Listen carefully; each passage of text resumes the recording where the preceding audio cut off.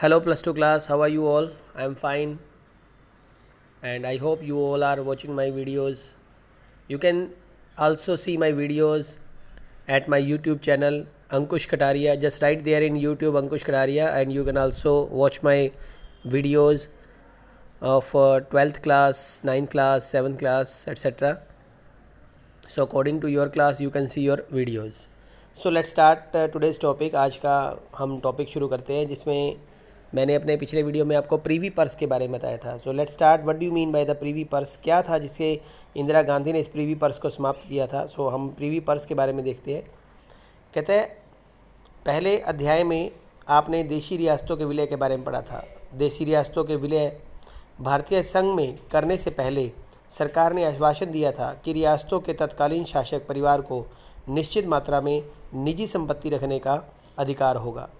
साथ ही सरकार की तरफ से उन्हें कुछ विशेष भत्ते भी दिए जाएंगे. यानी कि जो हमारी रियासतें थी, जो कि देशी रियासतें थी, उनको ये कहा गया था कि वो अपनी निजी संपत्ति रख सकते हैं और उन्हें भारत सरकार से जोड़ने के लिए ये कुछ विशेष अधिकार और उन्हें भत्ते भी दिए जाएंगे.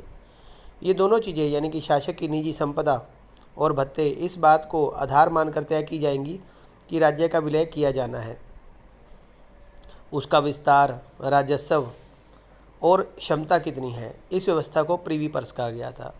रियासतों के विलय के समय राजा महाराजाओं को दी गई इस विशेष सुविधा की कुछ खास आलोचना नहीं हुई. उस वक्त देश की एकता अखंडता का लक्ष्य ही प्रमुख था. बहरहाल ये वंशानुगत विशेषाधिकार भारतीय संविधान में वर्णित समानता और सामाजिक आर्थिक न्याय के सिद्धांतों से मेल नहीं खाते थे. नेहरू ने कई दफ़े इस व्यवस्था को लेकर अपना असंतोष जताया था.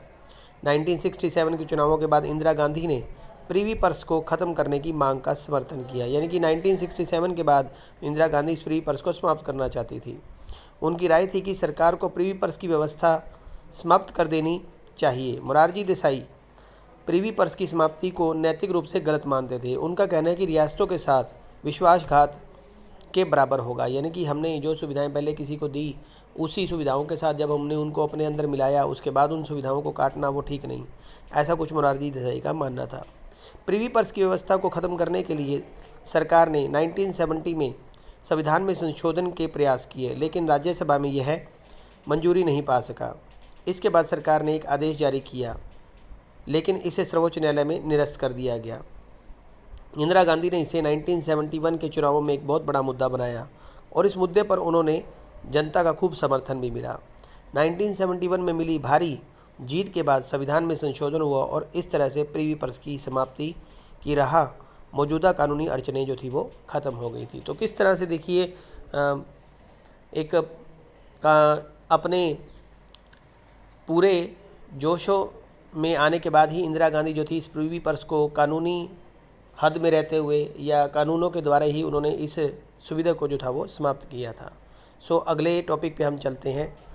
ये आप देख सकते हैं, एक आपको दिखाया गया है, कार्टून दिखाया गया कि किस तरह से सिंडिकेट के बीच और इंदिरा गांधी के बीच में जो थी वो दूरियां बढ़ गई थी. आप देख सकते हो कुछ इस तरह का कार्टून है और किस तरह से उन्होंने सिंडिकेट के जो उस समय कांग्रेस के अध्यक्ष रहे एस निजलिंगप्पा ने इंदिरा गांधी को जो था वो कांग्रेस से बाय बाय कर दिया था, या कह सकते हैं कि हम कांग्रेस को जो था वो उसे निष्कासित कर दिया था उन्हें. आगे चलते हैं.